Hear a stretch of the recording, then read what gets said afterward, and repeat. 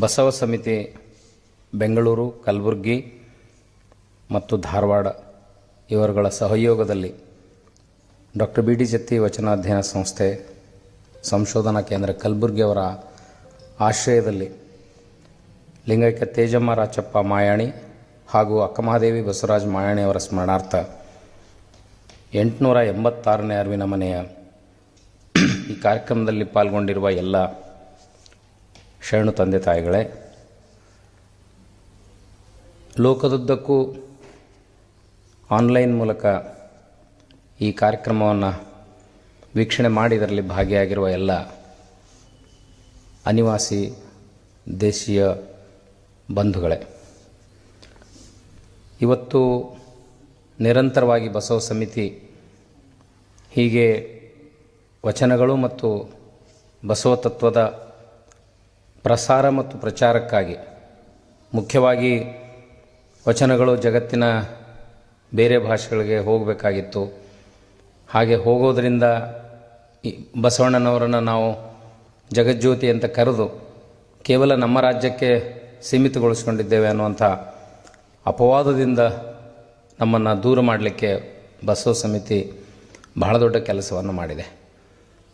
ಮಾನ್ಯ ಅರವಿಂದ್ ಜತ್ತಿಯವರು ಅನೇಕ ವಚನಗಳನ್ನು ದೇಶದ ವಿವಿಧ ಭಾಷೆಗಳಿಗೆ ಅನುವಾದ ಮಾಡಿದರ ಜೊತೆಗೆ ಬೇರೆ ಬೇರೆ ರಾಷ್ಟ್ರಗಳ ವಿದೇಶಿ ಭಾಷೆಗಳಿಗೂ ಅನುವಾದ ಮಾಡಿ, ಅದರ ಜೊತೆಗೆ ಇತ್ತೀಚೆಗೆ ನಾವು ಆಧುನಿಕ ತಂತ್ರಜ್ಞಾನ, ಮಾಡರ್ನ್ ಟೆಕ್ನಾಲಜಿ ಮೂಲಕ ಹೇಗೆ ವಚನಗಳನ್ನು, ವಚನ ತತ್ವವನ್ನು, ವಚನಗಳ ರೆಲೆವೆನ್ಸನ್ನು ಈ ತಂತ್ರಜ್ಞಾನದ ಅನೇಕ ಅನಿಮೇಷನ್ಸ್ ಇರ್ಬೋದು, ಸಂಗೀತ ಪ್ರಕಾರ, ನೃತ್ಯ, ಹೀಗೆ ಬೇರೆ ಬೇರೆ ಪ್ರಕಾರಗಳ ಮೂಲಕ ವಚನ ಪ್ರಸಾರದಲ್ಲಿ ನಿರತರಾಗಿದ್ದು ನಮಗೆ ಗೊತ್ತಿರೋ ವಿಷಯ.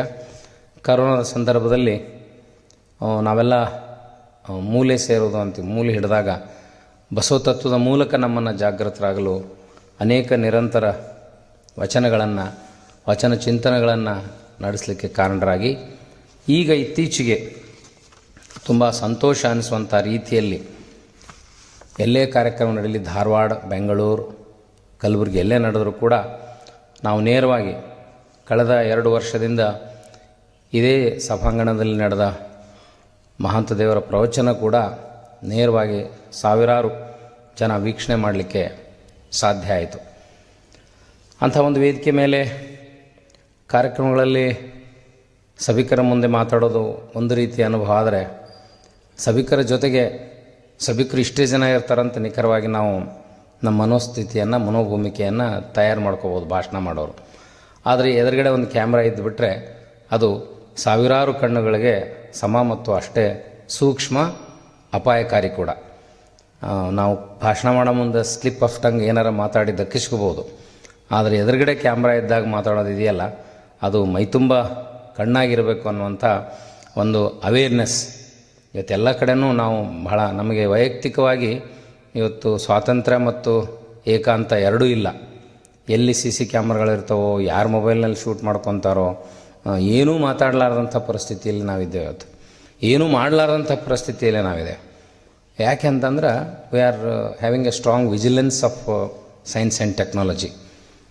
ಅಂಥ ಸಂದರ್ಭದಲ್ಲಿ ಈ ಥರದ ಕಾರ್ಯಕ್ರಮಗಳ ಮೂಲಕ ಕಳೆದ 1 ವರ್ಷ 3 ತಿಂಗಳಿಂದ ವಚನ ಟಿ ವಿಯನ್ನು ಪ್ರಾರಂಭ ಮಾಡಿದ ಮೇಲೆ ಅಲ್ಲಿ ಬರುವ ಸಂದರ್ಶಕರ ಮಾತುಗಳು, ವಿಚಾರಗಳು, ಅಭಿಪ್ರಾಯಗಳಿಗೆ ಜನ ಹೇಗೆ ಸ್ಪಂದನೆ ಮಾಡ್ತಾ ಇದ್ದಾರೆ ಅಂತ ನಾನು ನೋಡಿದ್ದೀನಿ.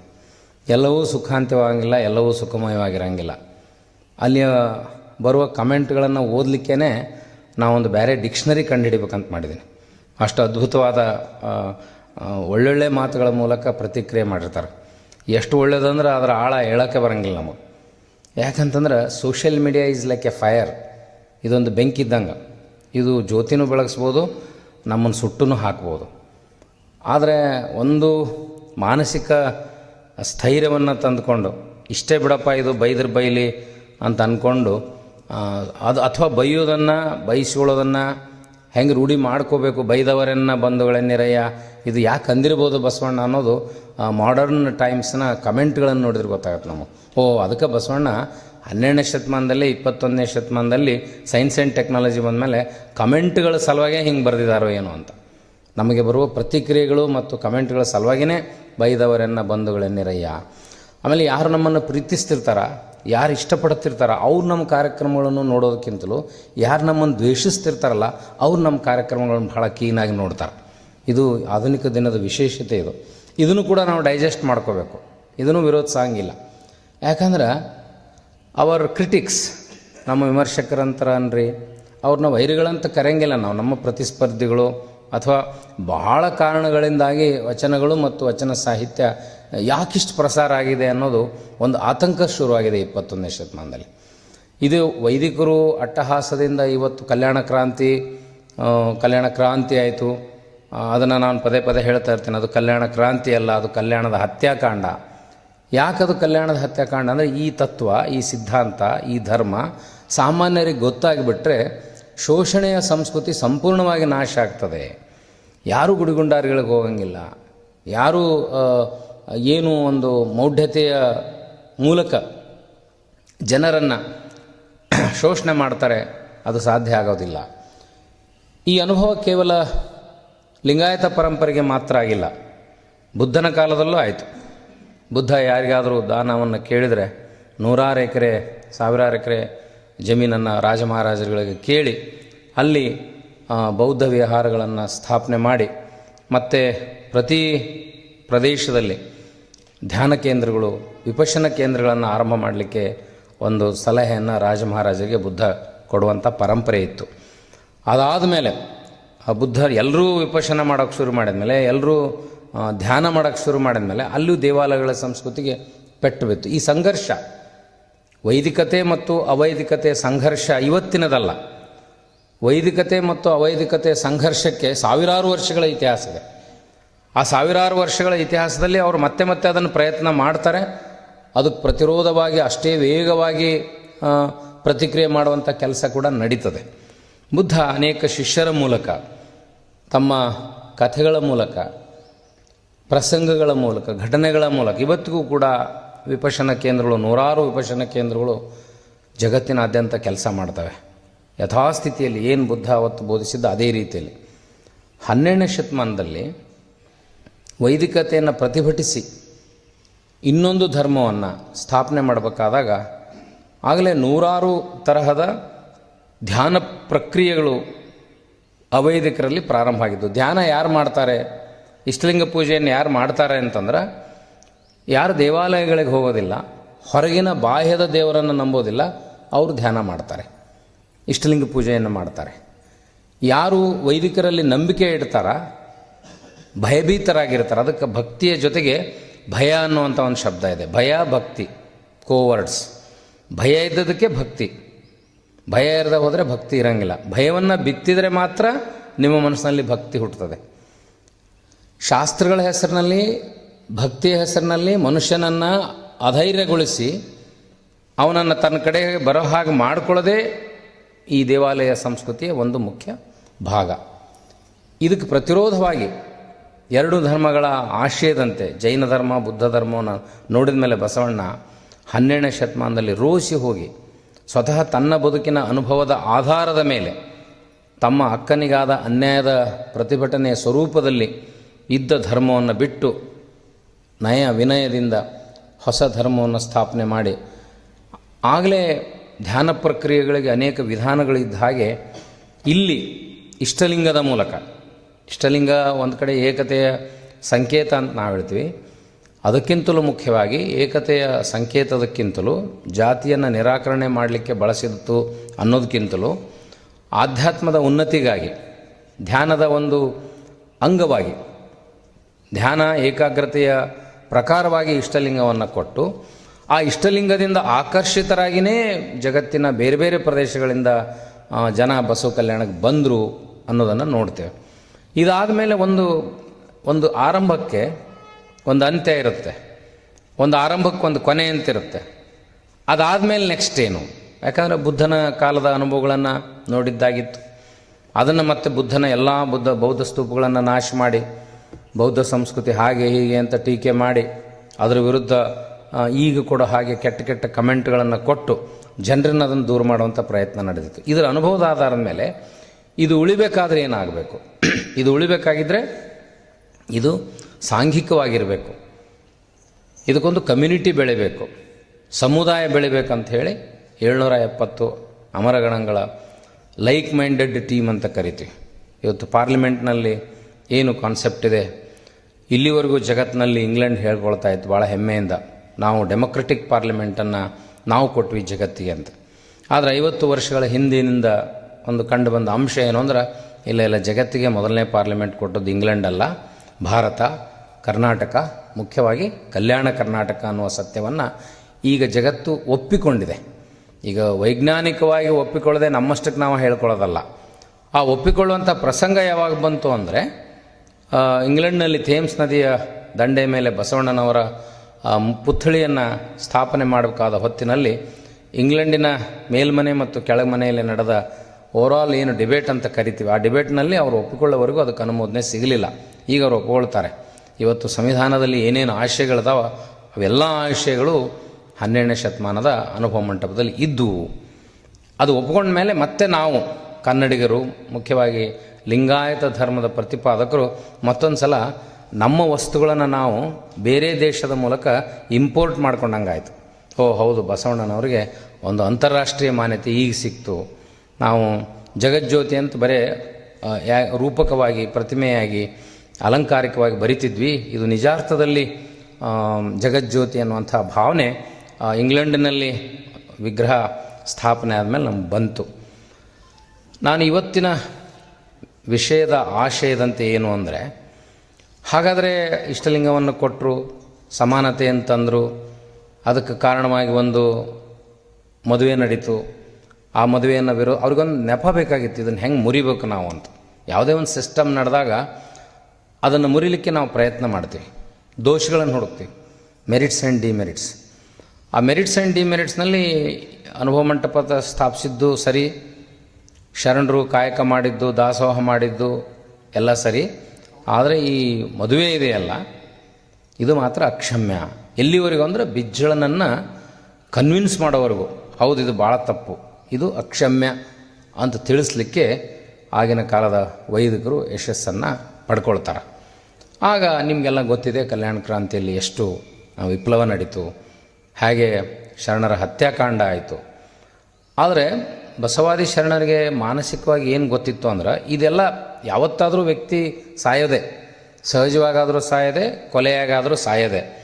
ಸತ್ತ ನಂತರ ಏನು, ಅದಕ್ಕೊಂದು ದಾಖಲೆ ಪುರಾವೆ ಬೇಕಲ್ಲ, ಇಂಥದ್ದೊಂದು ಘಟನೆ ನಡೀತು, ಇಂತಿಂಥ ಚರ್ಚೆ ಆಗ್ತಿತ್ತು ಅನ್ನೋದಕ್ಕೆ ಸಾಕ್ಷಿಯಾಗಿದ್ದ ವಚನಗಳನ್ನು ಉಳಿಸ್ಬೇಕು ಅನ್ನೋದು ಅವರ ಏಕೈಕ ಗುರಿಯಾಗಿತ್ತು. ಅದಕ್ಕೂ ಕೂಡ ನಮಗೆ ಇವತ್ತು ಯಾರೇನು ಮಾತಾಡಿದ್ರಿ, ಯಾರೇನೇ ಹೇಳಲಿ, ಯಾರನ್ನು ನೀವು ಎಷ್ಟು ವೈಭವೀಕರಿಸಿದ್ರು ಕೂಡ ನಮಗೆ ಮುಖ್ಯ ಆಗೋದು ವಚನಗಳು. ವಚನಗಳನ್ನ ಹೊರತುಪಡಿಸಿದರೆ ಕನ್ನಡ ಇಲ್ಲ, ವಚನಗಳನ್ನು ಹೊರತುಪಡಿಸಿದರೆ ಕರ್ನಾಟಕ ಇಲ್ಲ, ವಚನಗಳನ್ನು ಬಿಟ್ಟರೆ ಈ ದೇಶ ಇಲ್ಲ, ವಚನಗಳನ್ನು ಬಿಟ್ಟರೆ ಡೆಮೊಕ್ರಸಿ ಇಲ್ಲ. ಯಾಕಂದರೆ ಎಷ್ಟೇ ಸಂವಿಧಾನಾತ್ಮಕವಾಗಿ ನೀವು ಆಲೋಚನೆ ಮಾಡಿದರೂ ಎಲ್ಲ ಆಶಯಗಳಿಗೆ ಉತ್ತರ, ಎಲ್ಲ ಪ್ರಶ್ನೆಗಳಿಗೆ ಉತ್ತರ ವಚನಗಳಲ್ಲಿ ಇದೆ. ಆದರೆ ಆವಾಗ ವೈದಿಕರ ತಲೆಯಲ್ಲಿ ಬಂದದ್ದು ಅಂದರೆ, ಶರಣರನ್ನು ಕೊಂದರೆ ಅಲ್ಲಿಗೆ ಮುಗಿಲಿಲ್ಲ ನಮ್ಮ ಕೆಲಸ. ಭಾಳ ಮುಖ್ಯವಾದದ್ದು ಏನಂದ್ರೆ ವಚನಗಳನ್ನು ನಾಶ ಮಾಡಬೇಕು. ವಚನಗಳನ್ನು ನಾಶ ಮಾಡಬೇಕಂದ್ರೆ ಅವ್ರಿಗೆ ಹೆದರಿಸ್ಬೇಕು. ನಿಮಗೆ ಪ್ರಾಣ ಭಿಕ್ಷೆ ಬೇಕಾದ್ರೆ ನೀವು ವಚನಗಳನ್ನು ಸುಟ್ಟು ಹಾಕ್ರಿ.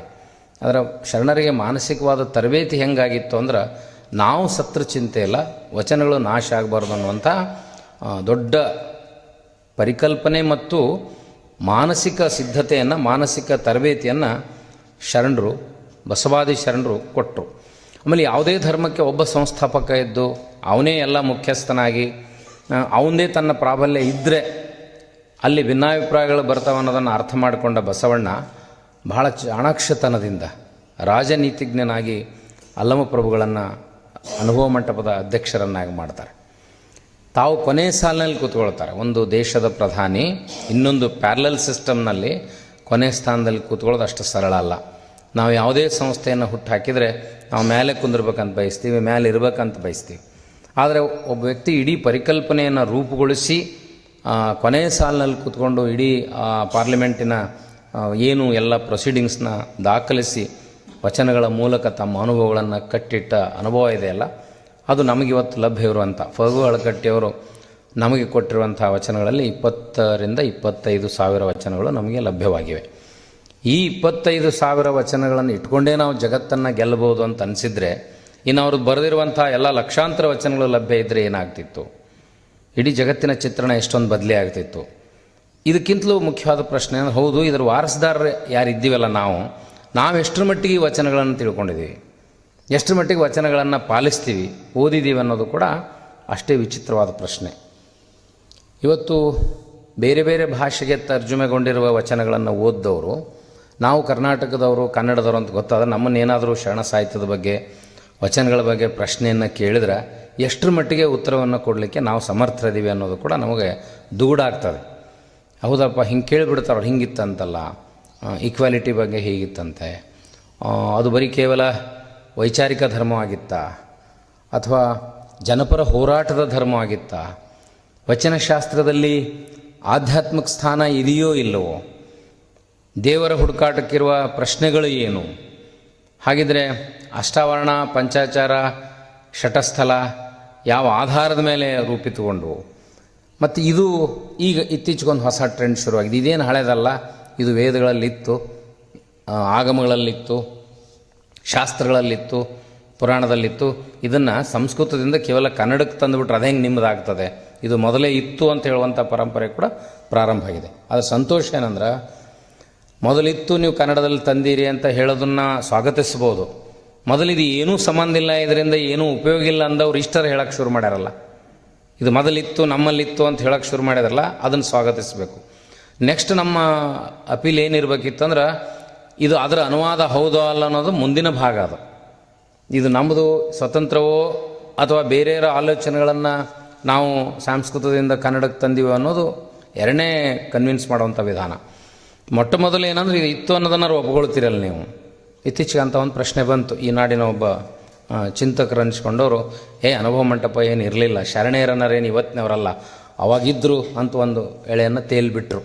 ಅದಕ್ಕೆ ಸಾಕಷ್ಟು ಪ್ರತಿಕ್ರಿಯೆಗಳು ಬಂದು ಮಾಧ್ಯಮದ ಮೂಲಕ. ಹಂಗೆ ಮಾತಾಡೋದು ಎಷ್ಟು ಇದು ಮೊದಲು ಇದ್ವಪ್ಪ, ಈ ಥರದ ಸಾಮಾನ್ಯರು ಇದ್ರೇನು, ಸುಳೆ ಸಂಕವೇ ಇದ್ರೇನು, ಕಸ ಹೊಡೆಯುವಂಥ ಸತ್ಯಕ್ಕ ಇದ್ಲೇನು, ಅಂದರೆ ಡೌನ್ ಟ್ರಾಡನ್ ಕೆಳಸ್ತರದ ಜನ ಇದ್ರೇನು ಅನ್ನುವಂಥ ಕೇಳೋ ಪ್ರಶ್ನೆಗೆ ಅಲ್ಲಿ ಉತ್ತರ ಇಲ್ಲ.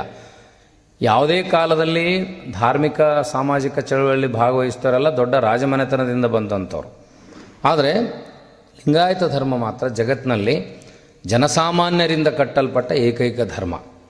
ಇದು ಈಗೂ ಆಹಾರ ವಿಹಾರದ ಪ್ರಶ್ನೆ ಬಂದಾಗೂ ನಮಗೆ ಚರ್ಚೆ ಬರ್ತದೆ. ಮೇಲ್ವರ್ಗದವರ ಸುಪೀರಿಯಾರಿಟಿಯಿಂದ ಮಾತಾಡ್ತೀವಿ ನಾವು. ಇದು ಮಾಂಸ ತಿನ್ನುವವರ, ಮದ್ಯ ಸೇವನೆ ಮಾಡುವಂಥ, ಬೇರೆ ಬೇರೆ ಚಟುವಟಿಕೆಗಳಲ್ಲಿ ತೊಡಗಿದವರಂಥ ಸ್ಥಾಪಿತವಾದ ಧರ್ಮ. ಎಲ್ಲ ಲೋಪದೋಷಗಳನ್ನು ಬದಲಾಯಿಸಿಕೊಂಡು ಪರಿವರ್ತನೆಯಾಗಿ ಅಂಥ ವ್ಯಕ್ತಿಗಳಿಂದ ಕಟ್ಟಿದ ಧರ್ಮ. ಸುಳೆ ಸಂಕವೇ ಶರಣೆ ಆದಮೇಲೆ ಕೂಡ ಸುಳೆ ಸಂಕವೇ ಅಂತ ಯಾಕೆ ಇಟ್ಕೊಂಡ್ರು, ಅದನ್ನ ಯಾಕೆ ಉಳಿಸ್ಕೊಂಡ್ರು ಅನ್ನೋದಂಥ ಒಂದು ಪ್ರಶ್ನೆ ಇದೆ. ಮತ್ತು ಎಲ್ಲ ವೃತ್ತಿನೇ ಬಿಟ್ಟ ಮೇಲೆ ನೀವು ಶರಣೆ ಸಂಕವ ಅನ್ಬೋದಾಗಿತ್ತಲ್ಲ, ಸುಳೆ ಸಂಕವೇ ಅಂತ ಯಾಕೆ ಕರಿತೀರಿ ಅಂದರೆ, ಸೂಳೆಯಾದವಳು ಕೂಡ ಶರಣೆಯಾದಳು ಅನ್ನುವಂಥ ಆ ಹೆಸರಿನ ಮೂಲಕ ನಮಗೆ ಗೊತ್ತಾಗಬೇಕಲ್ಲ. ಇವತ್ತೊಂದು 100 ವರ್ಷಗಳ ನಂತರ ಇಲ್ಲದ್ರೆ ಎಲ್ಲರೂ ಶರಣೆಯರಂದುಬಿಟ್ರೆ ಮಡಿವಾಳ ಮಾಚಿದೇವ, ಡೋಹರ ಕಕ್ಕಯ್ಯ, ಮಾದಾರ ಚೆನ್ನಯ್ಯ, ಆ ಜಾತಿ ಮೂಲಕವಾಗಿಯೇ ಯಾಕೆ ಅದನ್ನು ಉಳಿಸ್ಕೊಂಡ್ರು ಅಂತಂದರೆ, ಜಾತಿ ಮತ್ತು ಅವರ ಅಂಕಿತ ನಾಮದ ಮೂಲಕ ಯಾಕೆ ಉಳಿಸ್ಕೊಂಡ್ರು ಅಂದರೆ, ಅವರು ಆ ಸ್ತರದಿಂದ ಬಂದು ಅನುಭವ ಮಂಟಪದಲ್ಲಿ ಪರಿವರ್ತನೆ ಆಗಿ ಶರಣರಾದರು. ಒಂದು ವೇಳೆ ಅಂಥ ಕೆಲಸ ಮಾಡಿದರೆ ನಮಗೆ ಇವತ್ತು ಯಾವ ಜಾತಿಯವರು ಎಲ್ಲೆಲ್ಲ ಅಂತ ನಮ್ಗೆ ಗೊತ್ತೇ ಆಗ್ತಿರ್ಲಿಲ್ಲ. ಮೂಲ ಐಡೆಂಟಿಟಿ ಇದೆಯಲ್ಲ, ಅವರ ಮೂಲ ಅಸ್ಮಿತೆ ಇದೆಯಲ್ಲ, ಅದನ್ನು ಕಾಪಾಡಲಿಕ್ಕೆ ಅದರಲ್ಲೂ ಕೂಡ ಒಂದು ಜಾಣತನವನ್ನು ಮಾಡಿದ್ರು. ಅಂದರೆ ಹಿಂದಿನ ಧರ್ಮಗಳ ಆಧಾರದ ಮೇಲೆ ಅವರ ಫೇಲ್ಯೂರ್ಸ್ ಆ್ಯಂಡ್ ಸಕ್ಸಸ್ ಅಂತ ಕರಿತೀವಿ. Based on the previous religions failures and success. ಈಗ ಒಬ್ಬ ಮನುಷ್ಯ ನಾವೇನಾದ್ರು ಹೊಸದೊಂದು ಕಾನ್ಸೆಪ್ಟನ್ನು ರೆಡಿ ಮಾಡ್ತೀವಿ, ಹೊಸದೊಂದು ಪರಿಕಲ್ಪನೆಯನ್ನು ಹುಟ್ಟು ಇವತ್ತು ನಾವು ಡಿಟೇಲ್ಡ್ ಪ್ರಾಜೆಕ್ಟ್ ರಿಪೋರ್ಟ್ ಅಂತ ಮಾಡ್ತೀವಿ. ಆ ಡಿಟೇಲ್ಡ್ ಪ್ರಾಜೆಕ್ಟ್ ರಿಪೋರ್ಟ್ನಲ್ಲಿ ಬೇರೆ ಬೇರೆ ಇದೇ ಥರ ಕೆಲಸ ಮಾಡಿದವರ ಮೆರಿಟ್ಸ್ ಆ್ಯಂಡ್ ಡಿಮೆರಿಟ್ಸ್ ಆಧಾರದ ಮೇಲೆ ನಾವು ಒಂದು ವಿಸ್ತೃತವಾದ ಯೋಜನೆಯನ್ನು ರೂಪಿಸ್ತೀವಿ. ಹಾಗೆ ಬಸವಣ್ಣನವರು ಉಳಿದ ಧರ್ಮಗಳ ಫೇಲ್ಯೂರ್ ಆ್ಯಂಡ್ ಸಕ್ಸಸ್ನಲ್ಲಿ ನೋಡೋ ಮುಂದೆ ಏನು ಕಾಣಿಸ್ತು ಹಿಂದಿನ ಧರ್ಮಗಳೆಲ್ಲ ಅಂದರೆ, ಯಾವುದೇ ಧರ್ಮದಲ್ಲಿ ಮಹಿಳೆಗೆ ಪ್ರಾಧಾನ್ಯತೆಯನ್ನು ಕೊಟ್ಟಿರಲಿಲ್ಲ. ಮಹಿಳೆಗೆ ಧಾರ್ಮಿಕ ಸ್ವಾತಂತ್ರ್ಯವನ್ನು ಕೊಟ್ಟಿರಲಿಲ್ಲ. ಅದನ್ನು ಇವರು ಜಾರಿಗೆ ತರಬೇಕಾಗಿತ್ತು. So he is the first man who liberated women in the world. ಜಗತ್ತಿನಲ್ಲಿ ಮಹಿಳೆಯರಿಗೆ ಮುಕ್ತ ಸ್ವಾತಂತ್ರ್ಯವನ್ನು ಕೊಟ್ಟ ಮೊಟ್ಟ ಮೊದಲ ಧರ್ಮ. ಹಾಗೆ ಕೊಟ್ಟ ಸ್ವಾತಂತ್ರ್ಯವನ್ನು ಸಮರ್ಥವಾಗಿ ಬಳಸಿಕೊಂಡು ಮೊಟ್ಟ ಮೊದಲ ಲಿಬರೇಟೆಡ್ ವಿಮೆನ್ ಅಂತ ಯಾರು ಅಂದರೆ ಅಕ್ಕ ಮಹಾದೇವಿ. ನಂತರ ಬಂದ ಎಲ್ಲ ಶರಣೆಯರು. ಶರಣೆಯರ ವಚನಗಳು ಬಸವಣ್ಣನವರ ವಚನಗಳಿಗಿಂತಲೂ ಯಾಕೆ ಪ್ರಖರವಾಗಿರ್ತಾವಂದ್ರೆ, ಬಸವಣ್ಣನವರ ಜೀವನಾನುಭವ ಮೃದುತ್ವದಿಂದ ಕೂಡಿದೆ. ಆದರೆ ಕೆಳಸ್ತರದ ವಚನಕಾರರ ಜೀವನಾನುಭವ ಭಾಳ ದಟ್ಟವಾಗಿ ಮತ್ತು ಅನೇಕ ಆತಂಕಗಳಿಂದ ಕೂಡಿದೆ. ಏನು ಆತಂಕ, ಏನು ನೋವು, ಏನು ನಲಿವಿರುತ್ತೆ, ಅವೇ ನಮಗೆ ರೂಪಕಗಳಾಗ್ತಾವೆ. ನಾವು ಯಾವ್ಯಾವ ಕ್ಷೇತ್ರದಲ್ಲಿ ಕೆಲಸ ಮಾಡ್ತೀವಿ ಅವೇ ರೂಪಕಗಳನ್ನು, ಅವೇ ಪ್ರತಿಮೆಗಳನ್ನು ನಮ್ಮ ಕಾವ್ಯದಲ್ಲಿ ಬಳಸ್ತೀವಿ. A poetic sense of that poetic smell is there with by our profession. ಇದು ಕಾಯಕ ಸಂಸ್ಕೃತಿಯ ಧರ್ಮವಾಗಿದ್ದರಿಂದ ಕಾಯಕವನ್ನು ಆಧರಿಸಿ ಪ್ರತಿಮೆಗಳನ್ನು ಬಳಸಿದರೆ ಏನು ತಪ್ಪಲ್ಲ. ನಮ್ಮ ಹೊಸ ತಲೆಮಾರಿನ ಯುವಕರು ಕಥೆಗಳನ್ನು ಬರೀತಾರೆ, ಕವಿತೆಗಳನ್ನು ಬರೀತಾರೆ. ಅವರ ಪ್ರತಿಮೆಗಳನ್ನು ನೋಡಿದ್ರೆ ಇವರು ಯಾವ ಪ್ರೊಫೆಷನ್ನಲ್ಲಿದ್ದಾರೆ ಅಂತ ನಮ್ಗೆ ಗೊತ್ತಾಗುತ್ತೆ. ವೈದ್ಯಕೀಯ ವೃತ್ತಿಯಲ್ಲಿದ್ದರೆ, ಮೆಡಿಕಲ್ ಪ್ರೊಫೆಷನಲ್ಲಿದ್ದರೆ ಅಲ್ಲಿ ಬರುವಂಥ ತಮ್ಮ ಅನುಭವದ ಪ್ರತಿಮೆಗಳನ್ನು ಅವ್ರು ಬಳಸ್ತಾರೆ. ಅವನು ಸಾಫ್ಟ್ವೇರ್ ಇಂಜಿನಿಯರ್ ಆಗಿದ್ದರೆ ಬಳಸೋ ಪ್ರತಿಮೆಗಳು ಬೇರೆ, ಸಾಹಿತ್ಯದ ವಿದ್ಯಾರ್ಥಿಗಳಾಗಿದ್ದರೆ ಬಳಸುವಂಥ ಪ್ರತಿಮೆ ಬೇರೆ. ಹೀಗೆ ಆಯಾ ಶರಣರು ಆಯಾ ಕಾಲಕ್ಕೆ ಕಟ್ಟಿಕೊಟ್ಟ ಭಾಳ ದೊಡ್ಡ ಸಂಪತ್ತು ಅಂದ್ರೆ ವಚನ. ವಚನ ಸಾಹಿತ್ಯದಲ್ಲಿ ವಚನಗಳಲ್ಲಿ ಎಲ್ಲವೂ ಇದೆಯಾ? ವಚನ ಸಾಹಿತ್ಯವನ್ನು ಓದಿದರೆ ಖಂಡಿತವಾಗಿ ನಮಗೆ ಪರಿಹಾರ ಸಿಗ್ತದ? ನಮಗಿರುವ ಎಲ್ಲ ಪ್ರಶ್ನೆಗಳಿಗೆ ಉತ್ತರ ಸಿಗಬಹುದಾ? 3 ಅಂಶಗಳು, ಕಾಯಕ, ದಾಸೋಹ, ಅನುಭವ ಇರ್ಬೋದಾ? ಕಾಯಕ, ದಾಸೋಹ, ಪ್ರಸಾದ, ಅಷ್ಟಾವರಣ, ಪಂಚಾಚಾರ, ಶಟಸ್ಥಲ, ಇವೆಲ್ಲ ಗಂಭೀರ ಮಾರ್ಗಗಳು.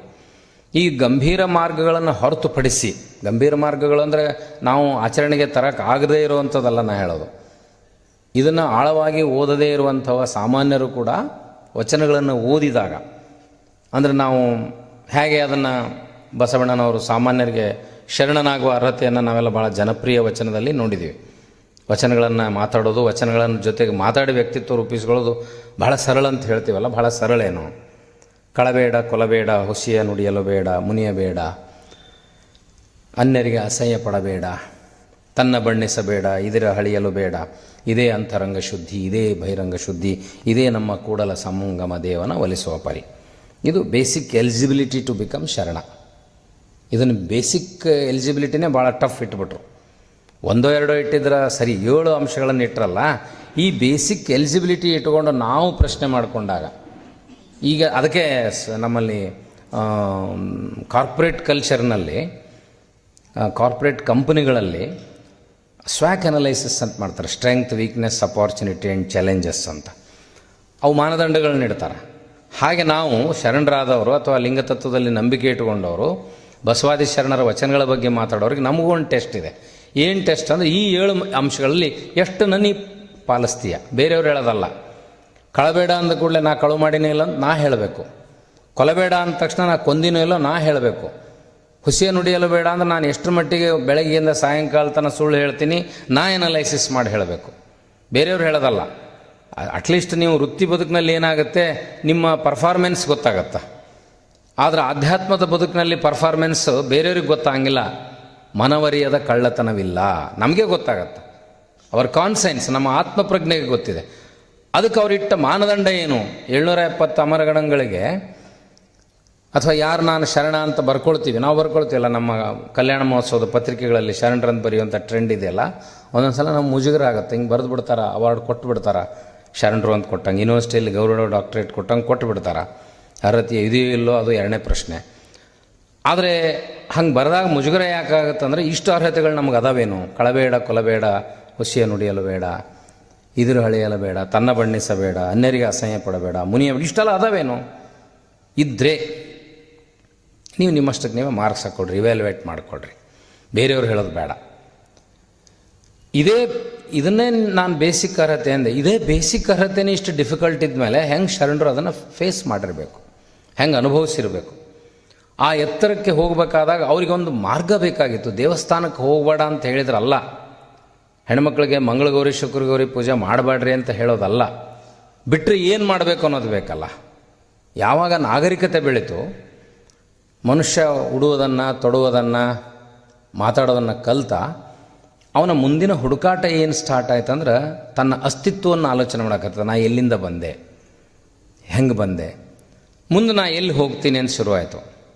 ಎಲ್ಲಿ ಹೋಗ್ತೀನಿ ಅಂತ ಶುರು ಆದ ಕೂಡಲೇ ಕೆಲವು ಧರ್ಮಗಳೇನು ಹೇಳ್ತಿದ್ದು, ನೀ ಸ್ವರ್ಗಕ್ಕೆ ಹೋಗ್ತಿ, ನರಕಕ್ಕೆ ಹೋಗ್ತಿ ಅಂತ ಹೇಳ್ತಿದ್ರು.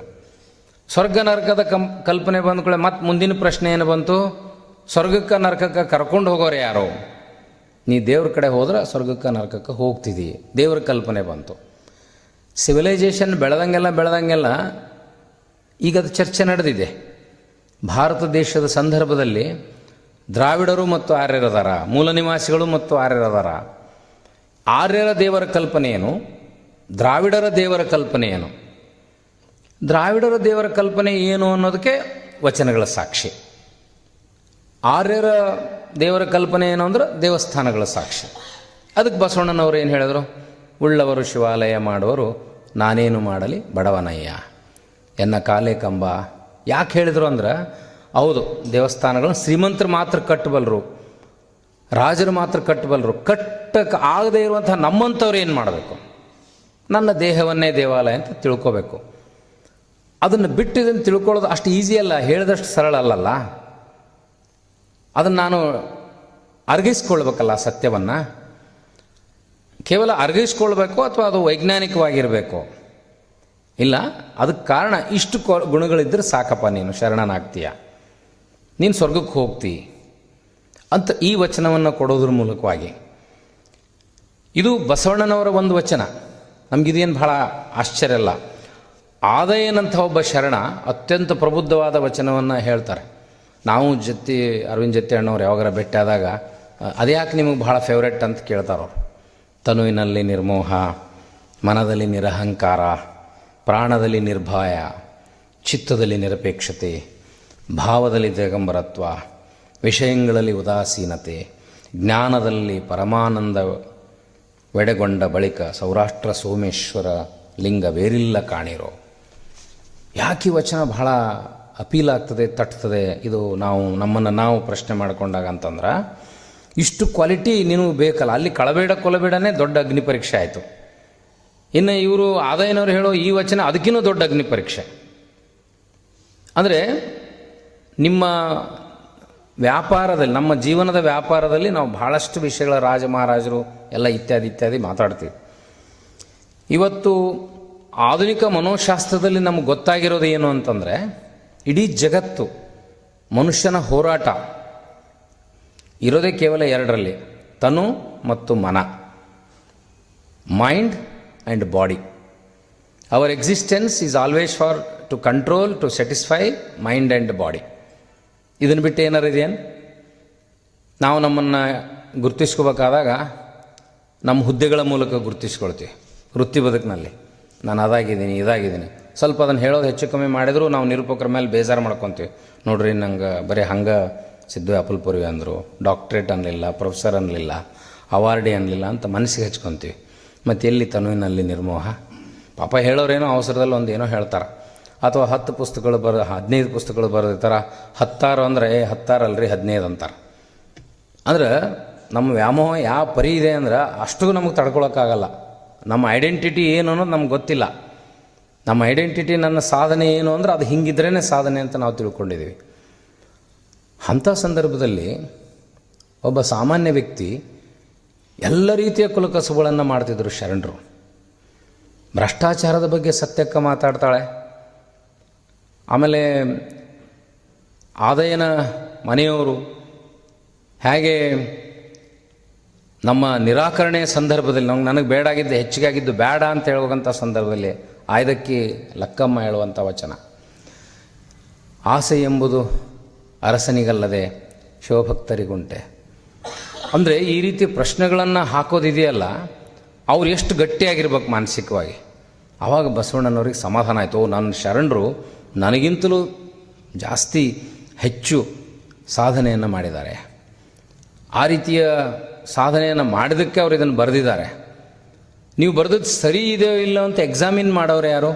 ನಮ್ಮಲ್ಲಿ ಇವ್ಯಾಲ್ಯುವೇಷನ್ ಸಿಸ್ಟಮ್ ಇದೆಯಲ್ಲ, ಪರೀಕ್ಷೆಗಳಲ್ಲಿ ಇವ್ಯಾಲ್ಯುವೇಷನ್ ಸಿಸ್ಟಮ್ ಇದ್ದಂಗೆ ನಾನು ಬರೆದ ವಚನ ಸರಿ ಇದೆ, ಇವತ್ತು ಕವಿತೆಗಳನ್ನು ಬರಿತೀವಿ, ಅದಕ್ಕೊಬ್ರು ಯಾರೋ ಮುನ್ನುಡಿ ಬರೀತಾರ, ಮತ್ತೊಬ್ಬರು ಬೆನ್ನುಡಿ ಬರೀತಾರ, ಮತ್ತಾರೋ ವಿಮರ್ಶೆ ಬರೀತಾರ, ಮತ್ತು ಅಕಾಡೆಮಿನೂ ಯಾರೋ ಮತ್ತು ಅವಾರ್ಡು ಕೊಡ್ತಾರ. ಇದೆಲ್ಲ ಪ್ರೊಸೆಸ್ ನೋಡಿದಾಗ ಇದು ಫೇರ್ ಆಗಿ ನಡೆದೈತೇನೋ ಇಲ್ಲ ಅಂತ ಅನುಮಾನ ಬರುತ್ತೆ ನಮಗೆ.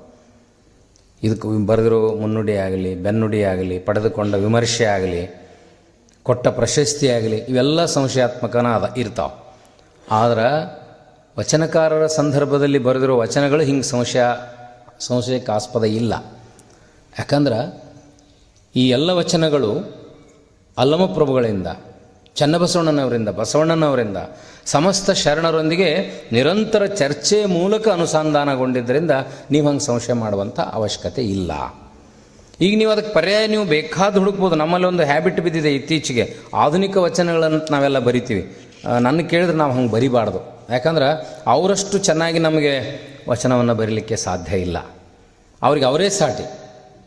ಯಾಕೆ ನಮಗೆ ಸಾಧ್ಯ ಇಲ್ಲ ಅಂದ್ರೆ our poetry is the byproduct of our feelings, but their poetry is the byproduct of their real experience of the life. ಅವ್ರ ಬದುಕಿನಲ್ಲಿ ಏನು ನಡೀತು, ಏನು ಸಾಧ್ಯ ಆಯಿತು. ನಮ್ಮ ಕಾವ್ಯದ ಎಲ್ಲ ಲಕ್ಷಣಗಳಲ್ಲಿ, ಸಾಹಿತ್ಯದ ಕಾವ್ಯ ಮೀಮಾಂಸೆಯಲ್ಲಿ ನಾವು ಹೇಳ್ತೀವಿ, ನಮ್ಮ ಜೀವನಾನುಭವದ ಮೂಲಕ ನಾವು ಬರಿತೀವಿ. ನಾವು ನಮ್ಮ ಜೀವನಾನುಭವದ ಮೂಲಕನೂ ಕಾವ್ಯ ರಚನೆ ಮಾಡ್ಬೋದು, ಅಥವಾ ಬೇರೆಯವರು ಹೇಳಿದ ಘಟನೆಗಳನ್ನ ತೊಗೊಂಡು ನಾವು ಕವಿತೆಗಳನ್ನು, ಕಾವ್ಯಗಳನ್ನು, ಕಾದಂಬರಿಯನ್ನು, ಕಥೆಗಳನ್ನು ರಚನೆ ಮಾಡ್ಬೋದು. ಆದರೆ ಇದು ಹೆಂಗೆ ಸಾಧ್ಯ ಆಯಿತು? ಮೊದಲ ಪ್ರಶ್ನೆ ದೇವರ ಪರಿಕಲ್ಪನೆಯಿಂದ. ಭಾಳಷ್ಟು ಚೆನ್ನಾಗಿ ಕೇಳ್ತಾರೆ, ನೀವು ಪೂರ್ವಜನ್ಮ ಒಪ್ಪಂಗಿಲ್ಲ, ಬೇರೆ ಬೇರೆ ಪ್ರಕಾರಗಳನ್ನು, ಮುಕ್ಕೋಟಿ ದೇವತೆಗಳಂದರೂ ನೀವು ಒಪ್ಪಂಗಿಲ್ಲ. ಮತ್ತು ಬಸವಣ್ಣನವರು ಈ ವಚನದಲ್ಲಿ ಅಯ್ಯ ನೀನು ನಿರಾಕಾರವಾಗಿದ್ದಲ್ಲಿ ನಾನು ಜ್ಞಾನವೆಂಬ ವಾಹನವಾಗಿದ್ದೆ ಕಾಣ ಅಂತ ಯಾಕಂತಾರೆ. ಈ ವಚನ ಈ ಥರದ ಅನೇಕ ಪ್ರಶ್ನೆಗಳಿಗೆ ಉತ್ತರಗಳನ್ನು ಕೊಡ್ತದೆ. ಮತ್ತು ದೇವರಿಗೊಂದು ವಾಹನ ಇತ್ತು ಅಂತ ಬಸವಣ್ಣನವರು ಒಪ್ಪಿದರೆ ದೇವ್ರನ್ನ ಒಪ್ಕೊಂಡಂಗೆ ಆಯ್ತೇನು? ಒಪ್ಕೊಂಡಾರಲ್ಲ, ಒಪ್ಕೊಂಡಂಗೆ ಆಯ್ತಾನಂತ ಕೇಳಲ್ಲ, ಒಪ್ಕೊಂಡಿದ್ದಾರೆ ಅವರು. ನೀವ್ಯಾಕೆ ದೇವ್ರುಗಳನ್ನು ಒಪ್ಪಲಿಲ್ಲ ಅಂತ ಹೇಳ್ತೀರಿ?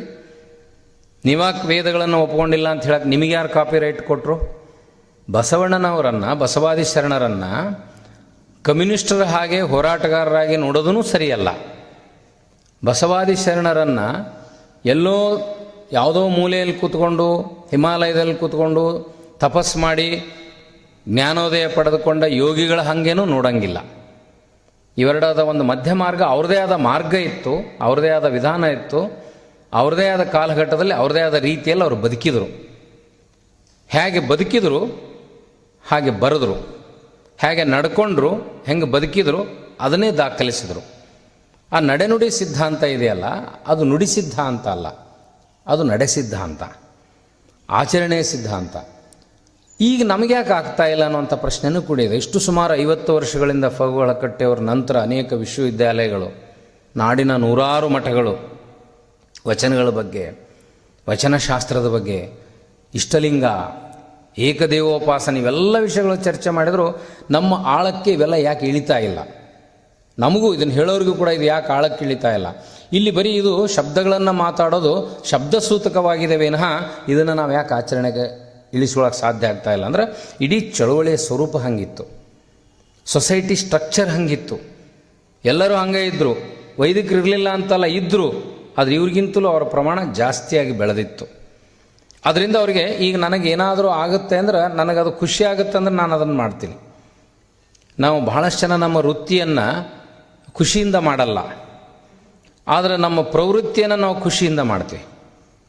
Hour profession may not give us happiness, but our passion definitely gives us a pleasure. ನೋಡಿ, ಆ ಪ್ರೊಫೆಷನ್ಗೂ ಪ್ಯಾಷನ್ಗಿರುವ ಅಂತರ ಇದೆಯಲ್ಲ. ಶರಣರಿಗೆ ಕಾಯಕನೂ ಪ್ಯಾಷನ್ ಆಗಿತ್ತು, ಅವರ ಪ್ಯಾಷನ್ನೂ ಕಾಯಕ ಆಗಿತ್ತು. Passion and profession was the same.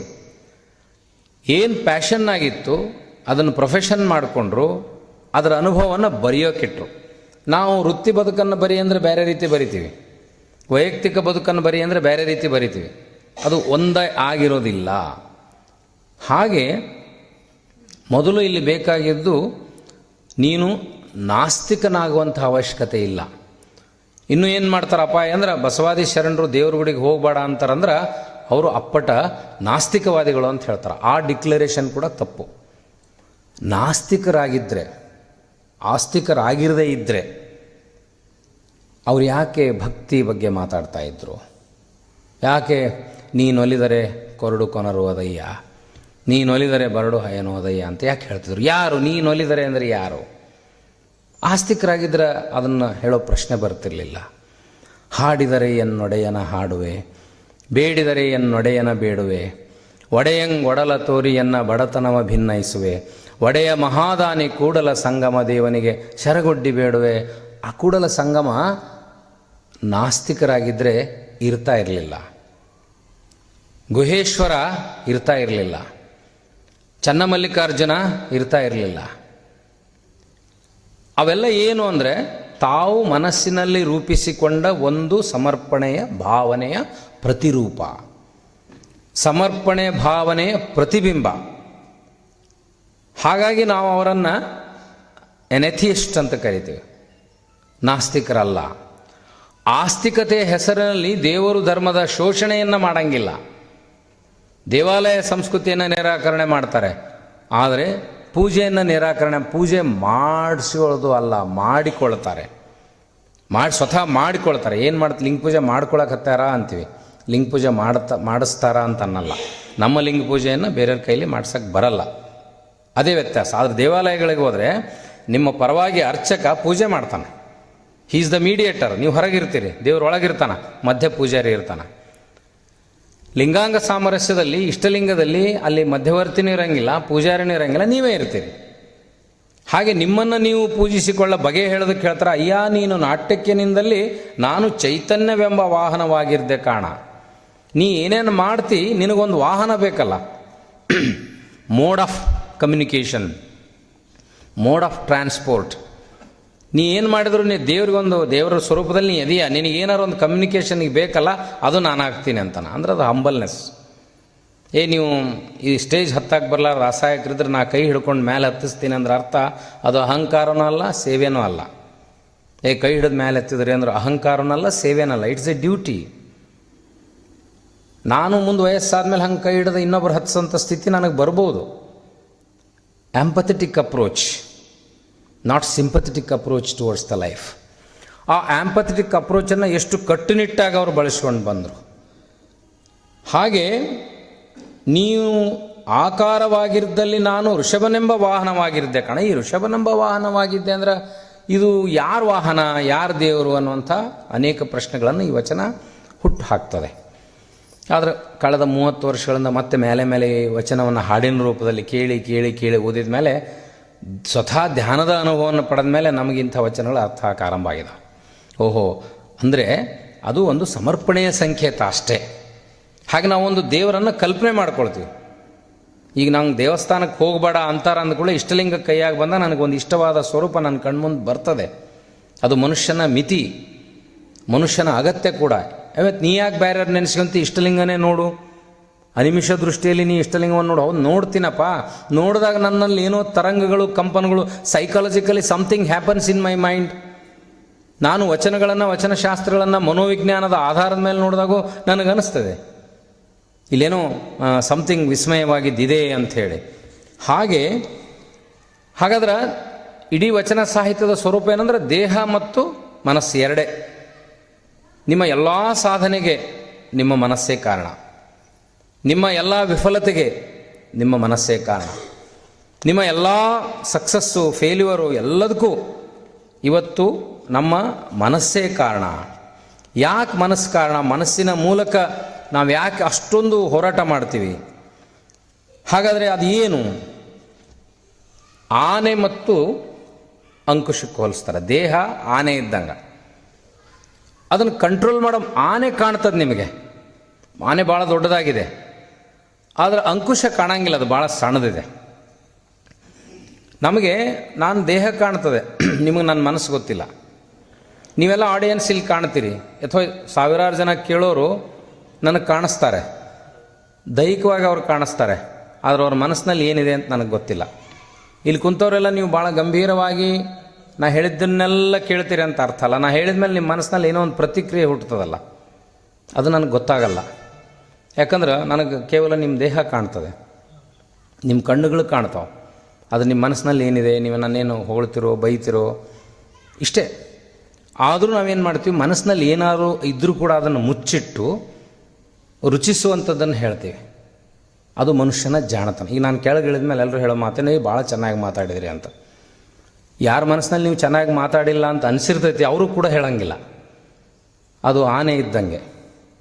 ಇಲ್ಲಿ ಅಂಕುಶ ಯಾವುದಂದ್ರೆ ಒಳಗೆ ಅನಿಸ್ತಿರ್ತಾವ ಮನಸ್ಸು, ಪಾಪ ಅಲ್ಲಿಂದ ಇಲ್ಲಿಗೆ ಬಂದಾರ, ನಾನು ಚೆನ್ನಾಗಿ ಮಾತಾಡಿಲ್ಲ ಅಂತ ಅನ್ನಬಾರ್ದು ಅಂತ ಹೇಳೋದಿದೆಯಲ್ಲ, ಅದು ಸೌಜನ್ಯ.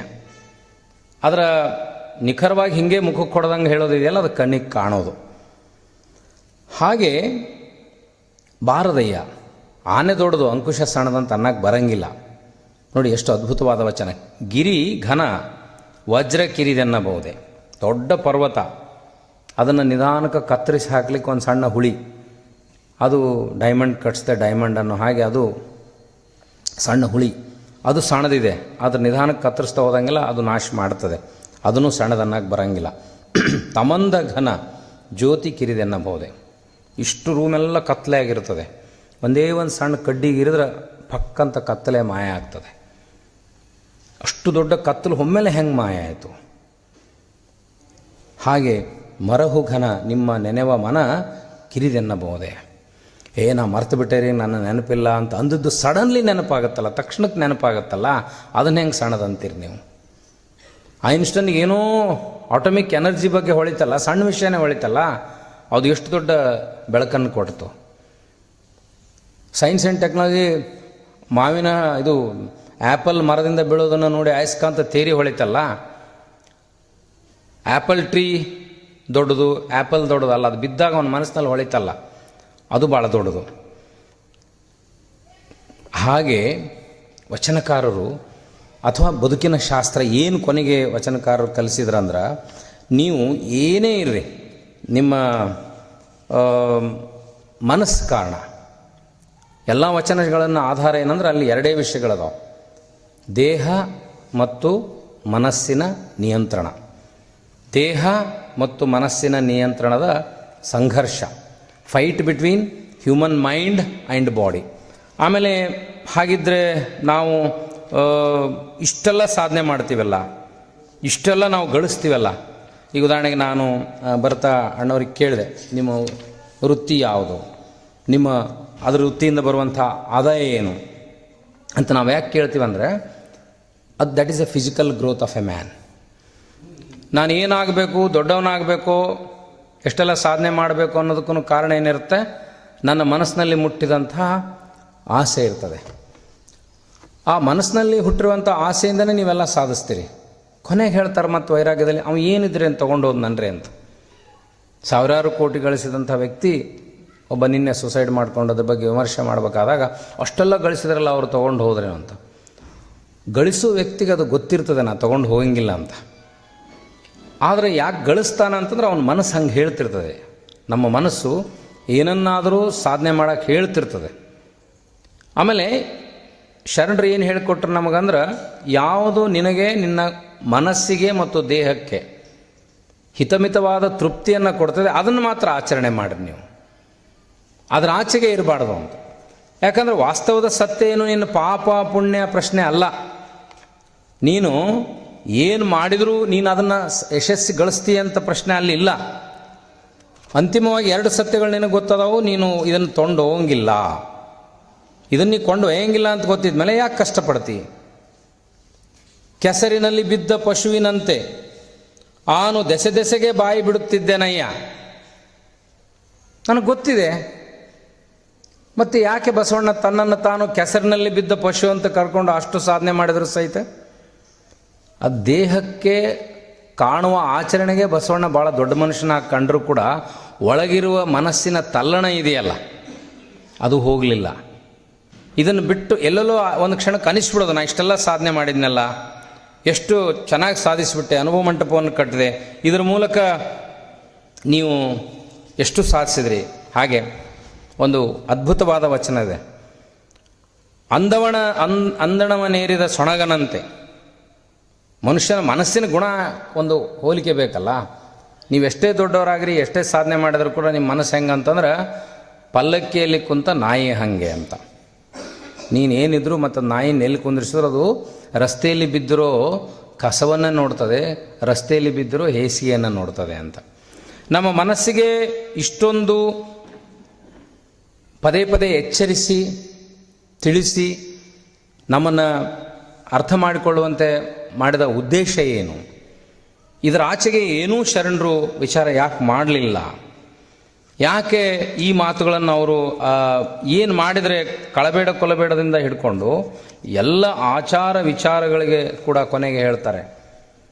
ನಾನು ಆಗಲೇ ಹೇಳಿದ್ನಲ್ಲ, ಏನು ಮಾಡಿದರೆ ತೊಗೊಂಡು ಹೋಗ್ತೀನಪ್ಪ ನೀನು ಅಂತ. ಆನೆಯ ನೇರಿಕೊಂಡು ಹೋದಿರೇ ನೀವು, ಕುದುರೆಯ ನೇರಿಕೊಂಡು ಹೋದಿರೇ ನೀವು, ಕುಂಕುಮ ಕಸ್ತೂರಿಯ ಪೂಸಿಕೊಂಡು ಹೋದಿರೇ ನೀವು ಅಣ್ಣ. ಸತ್ಯದ ನಿಲುವನರಿಯದೆ ಹೋದಿರಲ್ಲ, ಸದ್ಗುಣವೆಂಬ ಫಲವ ಬಿತ್ತದೆ ಬೆಳೆಯದೆ ಹೋದಿರಲ್ಲ. ಎಲ್ಲ ಮಾಡ್ತೀರಪ್ಪ, ನಿನ್ನ ರಿಮಾರ್ಕೆಬಲ್ ಅಚೀವ್ಮೆಂಟ್ ಏನು? ನಮಗೆ ನಮ್ಮಪ್ಪ ನಮ್ಮ ಅಜ್ಜ ಅವ್ರ ಅಜ್ಜ ಬಿಟ್ಟರೆ ಅದು ಹಿಂದಿನ ಜನ್ರೇಷನ್ ಯಾರಂತ ಗೊತ್ತಿಲ್ಲ, ವರ್ಷಕ್ಕೊಮ್ಮೆ ಹೇಳೋರೇ ಬಂದು ಹೇಳಬೇಕು. ಆದರೆ 12ನೇ ಶತಮಾನದ ಬಸವಾದಿ ಶರಣರು 770 ಮಂದಿ ಹೆಸರು ಯಾಕೆ ನೆನಪದಾವ ಅಂತಂದ್ರೆ, ಯಾಕೆ ನಮಗೆ ಅವ್ರನ್ನ ನಮ್ಮ ಹಿರಿಯರನ್ನು ನೆನಪಿಡಲಿಲ್ಲ ಅಂದ್ರೆ ಅವ್ರನ್ನ ಯಾಕೆ ನಾವು ನೆನಪಿಡ್ತೀವಿ? 2500 ವರ್ಷದಿಂದ ಹುಟ್ಟಿದ ಬುದ್ಧ ಯಾಕೆ ನಮ್ಮ ನೆನಪದಾನ? ಎಷ್ಟೋ ಶತಮಾನಗಳಾದರೂ ಕೂಡ ಗಾಂಧೀಜಿ ಯಾಕೆ ರೆಲೆವೆಂಟ್ ಅನ್ನಿಸ್ತಾರೆ? ಎಲ್ಲ 770 ಅಮರಗಳು ನಮ್ಗೆ ಯಾಕೆ ಇಂಪಾರ್ಟೆಂಟ್ ಅಂತ ಅನ್ನಿಸ್ತಾರೆ ಅಂತಂದ್ರೆ, ಅವ್ರು ನಮ್ಮಂಗೆ ಅಹಂಕಾರದಿಂದ ಮೆರೆದು ಹೋಗಲಿಲ್ಲ, ಪ್ರಶಸ್ತಿ ಪುರಸ್ಕಾರಗಳಿಗಾಗಿ ಸಾಯಲಿಲ್ಲ. ಅವ್ರಿಗೆ ಗೊತ್ತಿತ್ತು ನಾನು ಏನಾದರೂ ಒಂದನ್ನು ಬಿಟ್ಟು ಹೋಗಬೇಕು. ಅದಕ್ಕೆ ಕೊನೆಗೆ ಶರಣರು ನಮಗೆ ಹೇಳ್ತಾರೆ, ಆನೆ ನೇರಿಕೊಂಡು ಹೋದಿರೇ ನೀವು, ಕುದುರೆ ನೇರಿಕೊಂಡು ಹೋದಿರೇ ನೀವು, ಕುಂಕುಮ ಕಸ್ತೂರಿಯ ಪೂಸಿಕೊಂಡು ಹೋದಿರೇ ಅಣ್ಣ. ಇದನ್ನು ಎಲ್ಲರಿಗೂ ಕೇಳ್ತಾರೆ, ವೈದಿಕರಿಗೂ ಕೇಳ್ತಾರೆ, ಅವೈದಿಕರಿಗೂ ಕೇಳ್ತಾರೆ. ಬರೀ ನಾವೆಲ್ಲ ವಚನಗಳನ್ನ ತೊಗೊಂಡು ಹೋಗಿ ಬಸವಣ್ಣನವರು ಕೇವಲ ವೈದಿಕರಿಗೆ ಪ್ರಶ್ನೆ ಮಾಡ್ತಾರಂತಲ್ಲ. ನಾವೇನು ಅವೈದಿಕರು ಕಡಿಮೆ ಇದೀವಿ? ಲಿಂಗಾಯತರ ಅಹಂಕಾರಕ್ಕೇನು ಕಡಿಮೆ ಇದೆಯಾ? ಬಸವಣ್ಣನವರ ಹೆಸರು ಹೇಳ್ಕೊಳ್ಳೋಕೆ ಇರುವಂಥ ಸುಪೀರಿಯಾರಿಟಿ ಕಾಂಪ್ಲೆಕ್ಸ್ಗೆ ಏನಾರು ಕಡಿಮೆ ಇದೆಯಾ?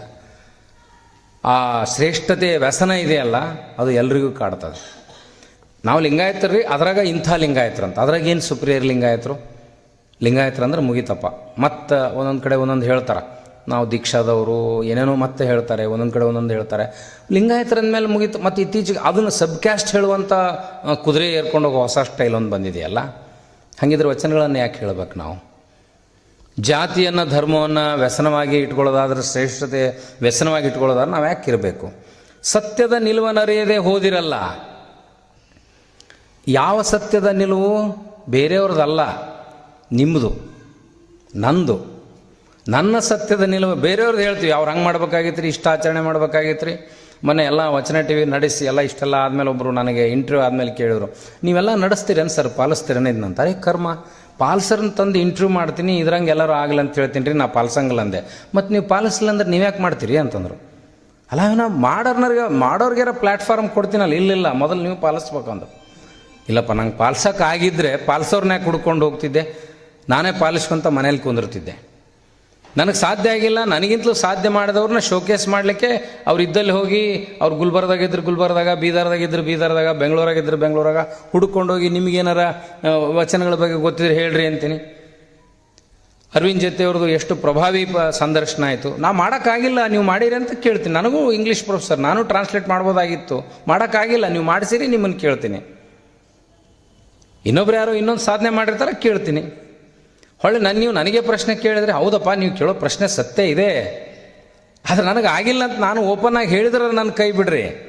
ನಾ ಹೇಳಿನಲ್ಲ ನನಗೆ ಆಗಿಲ್ಲ ಅಂತ.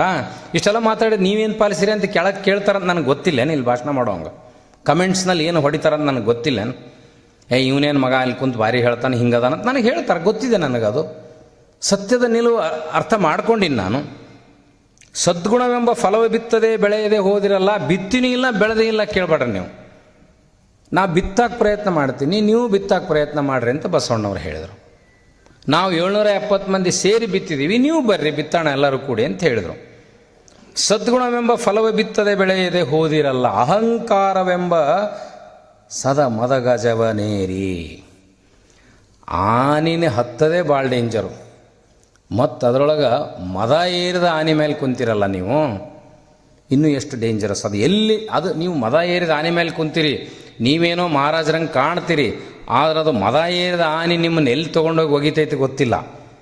ಇಳಿಸೋ ಮುಂದೆ ಅದೇನು ಸೊಂಡಿಲೆ ನೀಟಾಗಿ ಇಳಿಸ್ತದೋ ಅಥವಾ ರಪ್ ಅಂತ ಒಯ್ತದೋ ನಿಮಗೆ ಗೊತ್ತಿಲ್ಲ. ನಿಮಗೆ you don't know the nature of elephant. ಕುದುರೆ ಮೇಲೆ ಹೊಂಟಿರ್ತೀರಿ ಭಯಂಕರ ಅಗದಿ ಐಷಾರಾಮಿಯಾಗಿ. ಹಾಗೆ ನಾವು ಇವತ್ತು ಮರ್ಸಿಡೀಸ್ ಬೆಂಜ್ ದೊಡ್ಡ ದೊಡ್ಡ ಕಾರ್ಗಳಲ್ಲಿ ಹೊಂಟಿವಿ, ಅದು ಬ್ರೇಕ್ ಫೇಲ್ ಆಗಿ ಆಕ್ಸಿಡೆಂಟ್ ಆದರೆ ಎಲ್ಲಿ ಹೋಗ್ತೀವಿ ನಮಗೆ ಗೊತ್ತಿಲ್ಲ. ಆಗಿನ ಕಾಲದಲ್ಲಿ ಆನೆ ಕುದುರೆ ಎಲ್ಲಿ ಬಿಸಾಕ್ತಾವೋ ಗೊತ್ತಿರಲಿಲ್ಲ. ಈಗಿನ ದೊಡ್ಡ ದೊಡ್ಡ ವೆಹಿಕಲ್ಗಳು ಎಲ್ಲಿ ಬಿಸಾಕ್ತಾವೋ ಗೊತ್ತಿಲ್ಲ. ಇಲ್ಲ ಸರ್, ಭಯಂಕರ ಆಕ್ಸಿಡೆಂಟ್ ಪ್ರೂಫ್ ಇದೆ, 5 ಸ್ಟಾರ್ ಇದೆ, ಆದರೂ ಯಾಕೆ ಸಾಯ್ತಾರೆ ಜನ ರೋಡ್ ಆಕ್ಸಿಡೆಂಟ್ನಲ್ಲಿ? ಸಾಮಾನ್ಯರು most safest journey in the world flight ಅಂತ ಕರಿತೀವಿ. ದೊಡ್ಡ ದೊಡ್ಡವ್ರು ಅಲ್ಲ್ಯಾಕೆ ಕ್ರ್ಯಾಶ್ ಆಗಿ ಸಾಯ್ತಾರೆ? ಸಾಯ್ಬಾರ್ದಿತ್ತಲ್ಲ. ಮತ್ತು ಸೇಫೆಸ್ಟ್ ಅಂದರೆ ಏನು ಅರ್ಥ? There is no safety in the world. There is no safety at all. Safety ಅನ್ನೋದು ನಮ್ಮ ಕೇಡ್ರಿಗೆ ತಕ್ಕಂಗೆ ನಾ ಹಚ್ಕೊಂಡಿದ್ದೀನಿ.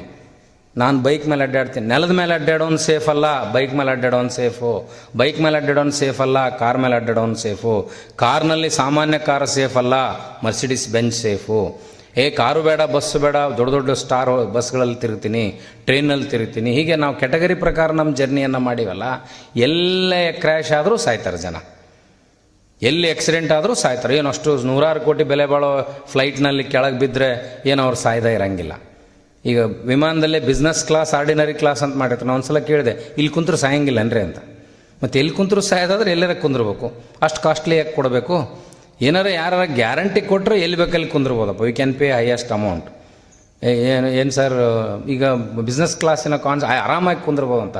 ಅಲ್ಲೇ ಇವನು ದಪ್ಪ ಅಂತ ಕೆಳಗೆ ಬಿದ್ದು ನೀನು ಅಷ್ಟು ಆರಾಮಾಗಿ ಹೋಗಿ, ಹಿಂದೆ ಕುಂತವನು ಅಷ್ಟು ಆರಾಮಾಗಿ ಹೋಗ್ತಾನ. ನೀನು ಬಾಯ್ ಬಡ್ಕೊಂತಿ, ಅವನು ಬಾಯ್ ಬಡ್ಕೊತಾನ. ಬಿಸ್ನೆಸ್ ಕ್ಲಾಸ್ನಾಗ ಕುಂತಾರೆ ಏನಾರ ಬಾಯ್ ಬಡ್ಕೊಳಂಗಿಲ್ಲ. ಭಾಳ ದುಡ್ಡು ಕೊಟ್ಟಿವಿ ಅಂತ ಸಾಯ್ತೀವಿ ಅಂತ ಗೊತ್ತಾದ್ರೆ ಎಲ್ಲರೂ ಬಾಯ್ ಬಡ್ಕೊಂತೀವಿ. ಇದರಲ್ಲಿ ಏನಾರು ವ್ಯತ್ಯಾಸ ಆಗೈತೇನೋ? ಕೊರೋನಾ ಕಾಲದಲ್ಲಿ ಬಡವರು ಪ್ರಾಣ ಭಿಕ್ಷೆಯನ್ನು ಕೇಳಿದ್ರು. ಬಡವರು ನಾನು ಹೆಂಗೆ ಮಾಡಿ ಉಳಿಸಪ್ಪ ಅಂದರು. ಭಾಳ ಶ್ರೀಮಂತರು ಎಷ್ಟರ ದುಡ್ಡು ಹೋಗಲಿ ಉಳಿಸಂದರು. ಪ್ರಶ್ನೆ ಇಬ್ಬರದು ಒಂದ, ಡಾಕ್ಟ್ರೇ ನಾನು ಹೆಂಗಾರ ಮಾಡಿ ಉಳಿಸ್ರಿ ಅನ್ನೋದು. ಪ್ರಶ್ನೆ ಏನಾರು ವ್ಯತ್ಯಾಸ ಇತ್ತೇನು? ಶ್ರೀಮಂತರ ಪ್ರಶ್ನೆ ಏನು, ಎಷ್ಟರ ಆಸ್ತಿ ಹೋಗಲಿ ನಾನು ಉಳಿಸ್ರಿ ಅಂದರು. ಬಡವರು ಹೆಂಗಾರ ಮಾಡಿ ನಾನು ಉಳಿಸ್ರಿ ಅಂದರು. ಅರ್ಥ ಒಂದೇ, to save our own skin. ನಾವು ನಮ್ಮ ಮಾನ, ನಮ್ಮ ಪ್ರಾಣ ಎರಡಕ್ಕೆ ಪರದಾಡ್ತೀವಿ. ಹಾಗೆ ನಮ್ಮ ದೇಹ ಮನಸ್ಸಿನ ಬಿಟ್ಟರೆ ಬೇರೆ ಏನೂ ವ್ಯಾಪಾರ ಇಲ್ಲ ಅಂತ ಹೇಳಿ ಎಲ್ಲ 25,000 ವಚನಗಳು ದೇಹಕ್ಕೆ ಸಂಬಂಧಿಸಿದ್ದೆ. ಎಲ್ಲ 25,000 ವಚನಗಳು ಮನಸ್ಸಿಗೆ ಸಂಬಂಧಪಟ್ಟದ್ದೇ. ಮನಸ್ಸು ಮತ್ತು ದೇಹವನ್ನು ಬಿಟ್ಟು ವಚನಗಳಲ್ಲಿ ಏನೂ ಇಲ್ಲ ಅನ್ನೋದೇ ವಚನಶಾಸ್ತ್ರದ ಓದಿನ ಆಶಯ. ಈಗ ನಿಮ್ಗೆ ಏನೇ ಒಂದು ಆತಂಕ ಆಯಿತು ಅಂದ ತಕ್ಷಣ ಒಂದು ವಚನ ಓದ್ರಿ, ಅದರಲ್ಲಿ ನಿಮ್ಗೆ ಪರಿಹಾರ ಸಿಗ್ತದೆ. ನಮ್ಮ ಶರಣರು ಅದಕ್ಕೆ ಪರಿಹಾರ ಹೇಳಿದ್ದಾರೆ ನೋಡಿ. ವಿಧಿಗೆ ಗುರಿಯಾಗಿ ನೀವು ಹೋದಿರಲ್ಲ. ಎಲ್ಲಿ ಆನೆ ಮೇಲೆ ಕುಂತರು ಹೋದ್ರಿ, ಕುದುರೆ ಮೇಲೆ ಕುಂತರು ಹೋದ್ರಿ. ನಮ್ಮ ಕೂಡಲ ಸಂಗಮ ದೇವನರಿಯದೆ ನರಕಕ್ಕೆ ಭಾಜನ. ಸಾಯಿರಪ್ಪ, ನೀವು ಸತ್ತಿರಿ, ಎಲ್ಲರ ಮೇಲೆ ಹೋದ್ರೂ ಸಾಯ್ತೀರಿ. ಸತ್ತ ಮೇಲೆ ಪ್ರಶ್ನೆ ಏನಂದ್ರೆ, ಒಂದು ವೇಳೆ ನೀವು ಸತ್ತಾಗೂ ಕೂಡ ಕೂಡಲ ಸಂಗಮ ಅಂದ್ರೆ ನಿಮ್ಮ ಆತ್ಮ ನಿರೀಕ್ಷಣೆಯನ್ನು ಮಾಡ್ಕೊಂಡಿದ್ರೆ ಅಷ್ಟ ಸಾಕು ಅಂದರು. ಎಲ್ಲರೂ ಸಾಯ್ರಿ. ಹೆಂಗೆ ಸತ್ತರಿ ಏನು ಕೇಳ್ತಾರೆ. ಹೆಂಗೆ ಸತ್ರಿ ಅಂದ್ರೆ ನಾವು ತಮಾಷೆ ಅಂತ ಹೇಳ್ತೀವಿ, ಜೀವೋಗಿ ಸತ್ತರಿ ಅಂತ. ಆಯ್ತಪ್ಪ, ಜೀವೋಗಿ ಸತ್ರಿ, ಇಲ್ಲ ವಿಲಿ ಒದ್ದಾಡಿಸೋದು, ಹೆಂಗಾರ ಸಾಯಲಿ, ಸಾಯಿ ಮುಂದೆ ಏನು ಅಂದರು ಅಂತ. ಇಲ್ಲ ಆಸ್ತಿ ಗೀಸ್ತಿ ಇನ್ನೂ ಹೇಳದ ಸತ್ಯ ಎಂದಿರ್ಬೋದು ಭಾಳ ಮಂದಿ ಇದ್ದವರು. ಇಲ್ಲದವ್ರು ಏನಂತಾರೆ? ಏನೂ ಇಲ್ಲ. ಪ್ರತಿಯೊಬ್ಬ ವ್ಯಕ್ತಿಗೆ ಸಾವಿನ ಸಂದರ್ಭದಲ್ಲಿ ನಾ ಏನು ಒಳ್ಳೇದು ಮಾಡಿದೆ, ಏನೋ ಕೆಟ್ಟದ್ದು ಮಾಡಿದೆ ಅಂತ ಸಡನ್ಲಿ ಅವರಿಗೆ ಫ್ಲ್ಯಾಶ್ ಆಗುತ್ತಂತ ಹೇಳ್ತಾರೆ. ಮತ್ತು ನಾವು ಒಮ್ಮೆ ಸತ್ತು ನೋಡಿಲ್ಲ ಹಂಗೆ ಹೇಳ್ತಾರೆ. ಸತ್ತವ್ರು ಸಾವಿನ ಅನುಭವದಲ್ಲೇ ಗೊತ್ತಾಗಬೇಕಲ್ಲ ಅದು. ಅಥವಾ ಸಾಹಿತ್ಯ ನೋಡಿ ಅಂತ ಅಂದಾಗ ಎಲ್ಲ ಪಾಪ ಪುಣ್ಯಗಳನ್ನು ನಾವು ನೆನಪು ಮಾಡ್ಕೊಂಡೇವೆ, ಒಂದು ರೌಂಡ್ ಮೆಲ್ಕ್ ಹಾಕ್ತೀವಿ. ಇನ್ನೇನು ಬಸ್ ಆಕ್ಸಿಡೆಂಟ್ ಆಗ್ತದೆ, ಇನ್ನು ಉಳಿಯಂಗಿಲ್ಲ, ನಾವು ಫ್ಲೈಟ್ ಇನ್ನೇನು ದಬ್ಬ ಅಂತ ಬೀಳ್ತದೆ, ಉಳಿಯಂಗಿಲ್ಲ ಅಂತ ಗೊತ್ತಾದಮೇಲೆ ಒಂದು ಕ್ಷಣ ಎಲ್ಲ ನಮ್ಮ ಪಾಪಕರ್ಮಗಳನ್ನು ಇವ್ಯಾಲ್ಯುವೇಷನ್ ಮಾಡ್ಕೊಳ್ತೀವಿ. ಅವಾಗೇನಿರ್ಬೇಕು ನಾವು ಅಂದರೆ, ನಮ್ಮ ಕೂಡಲ ಸಂಗಮ ದೇವನ ಅರಿಯದೇ ನರಕಕ್ಕೆ ಭಾಜನರಾದಿರಲ್ಲ.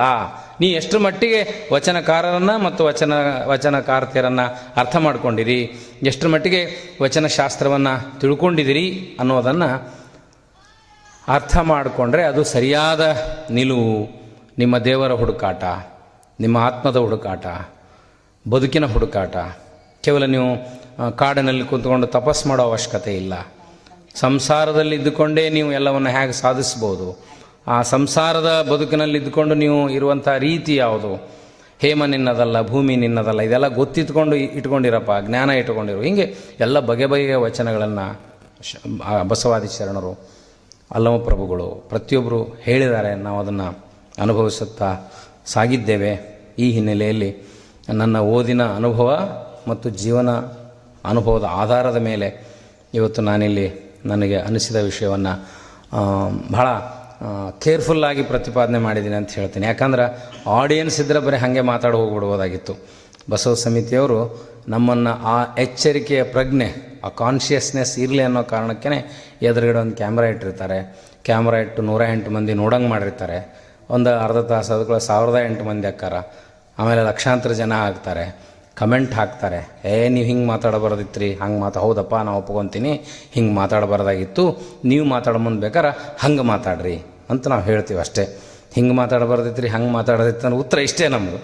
ನಾನು ನನಗೆ ಸರಿ ಕಂಡಷ್ಟು, ನಾನು ನೋಡಿದಷ್ಟು ಮಾತಾಡಿದ್ದೇನೆ ಅಂತ ಹೇಳಿ ಕೊಟ್ಟ ಸಮಯವನ್ನು ನಾನು ಬಳಕೆ ಮಾಡಿಕೊಳ್ಳಿಕ್ಕೆ ಪ್ರಯತ್ನಿಸಿದ್ದೆ ಅನ್ನೋ ಭಾವನೆಯೊಂದಿಗೆ ನನ್ನ ಮಾತಿಗೆ ವಿರಾಮ ನೀಡ್ತೇನೆ. ಶರಣು ಶರಣಾರ್ಥಿ.